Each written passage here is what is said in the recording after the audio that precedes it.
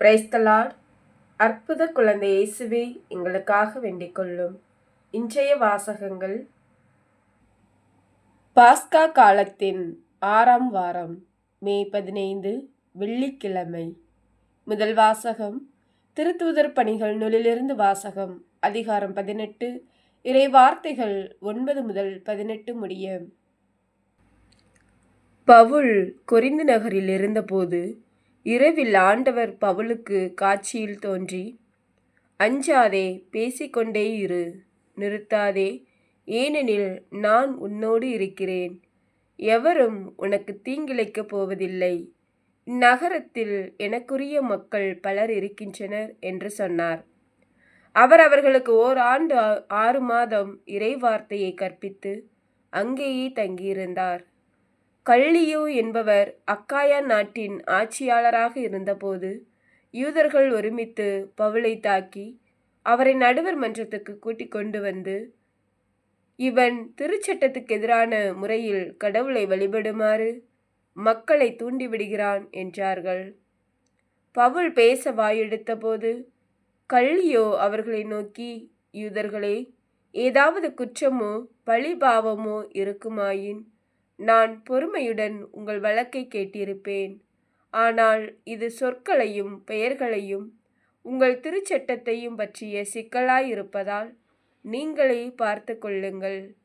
இதில் நடுவராய் இருக்க நான் விரும்பவில்லை என்று கூறி அவர்களை நடுவர் மன்றத்திலிருந்து துரத்திவிட்டார்.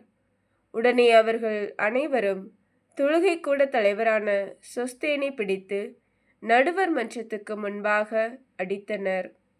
ஆனால் கள்ளியோ எதையும் பொருட்படுத்தவில்லை.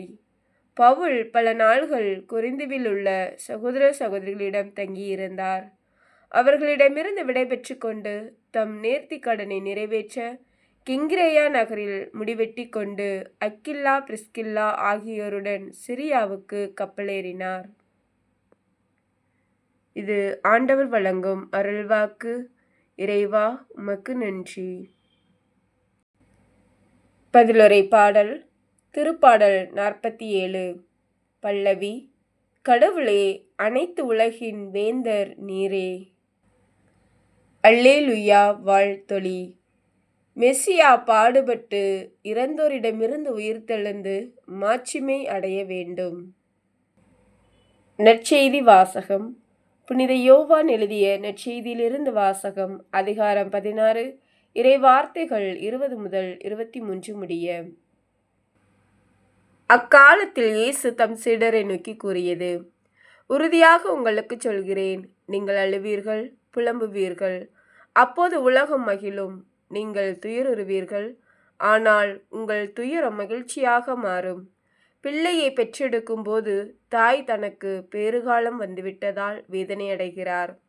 ஆனால் பிள்ளையை பெற்றெடுத்த பின்பு உலகில் ஒரு மனித உயிர் தோன்றியுள்ளது என்னும் மகிழ்ச்சியால் தம் வேதனையை அவர் மறந்து விடுகிறார். இப்போது நீங்களும் துயருறுகிறீர்கள், ஆனால் நான் உங்களை மீண்டும் காணும்போது உங்கள் உள்ளம் மகிழ்ச்சி அடையும். உங்கள் மகிழ்ச்சியை யாரும் உங்களிடமிருந்து நீக்கிவிட முடியாது. அந்நாளில் நீங்கள் என்னிடம் எதையும் கேட்க மாட்டீர்கள். இது கிறிஸ்து வழங்கும் நற்செய்தி. கிறிஸ்துவே, உமக்கு புகழ். சிந்தனை. இன்றைய முதல் வாசகத்தில் பவுல் இறைவார்த்தையை பேசியதற்காக தாக்கப்பட்டார் என வாசிக்க கேட்டோம். எனினும் ஆண்டவரின் வார்த்தையை அறிவிக்க அவர் தவறவில்லை, தயங்கவில்லை. அஞ்சாதே, நிறுத்தாதே, பேசிக்கொண்டே இரு என்ற ஆண்டவரின் வார்த்தைகள் பவுலுக்கு தைரியம் ஊட்டின. நாம் புலம்புவோம், அழுவோம், உலகம் மகிழும். அந்த மகிழ்ச்சியும் நிலையானதல்ல. நம் புலம்பலும் அழுகையும் நிலையானதல்ல. எல்லாம் மாறும்.